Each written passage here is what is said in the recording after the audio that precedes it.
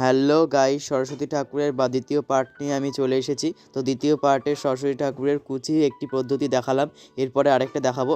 তো দেখুন, এখানে প্রথমে আমি মাটি কেটে নিয়েছি এবং মাটিটাকে কুচির সাইজে আমি করে নিয়েছি।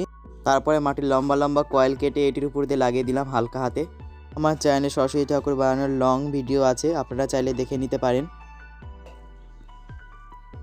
তারপর এটিকে ভালো করে জল দিয়ে অ্যাটাচ করে দিতে হবে। দেখুন, আরেকটা পদ্ধতিতে আমি আঁচল বানানো দেখাচ্ছি, আপনারা ঠিক সেম প্রসেসে ফলো করুন। তারপরে আমি দেখুন সরস্বতী ঠাকুরের হাতের একটা শেপ দিয়ে এটিকে লাগিয়ে দিলাম, দুটো হাতে লাগিয়ে দিলাম। তারপরে দেখুন, এখানে আমি মুখ বানিয়ে নিয়েছি।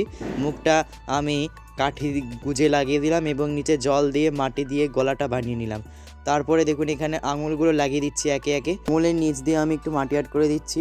সরস্বতী ঠাকুরের অন্য পার্টগুলো কিন্তু আমি অন্যান্য ভিডিওতে আপলোড করব। এখন সরস্বতী ঠাকুর বানানোর ফাইনাল লুক, হাঁসটা আমি তার সাথে অ্যাটাচ করে দিয়েছি। ভালো লাগলে লাইক, কমেন্ট, শেয়ার।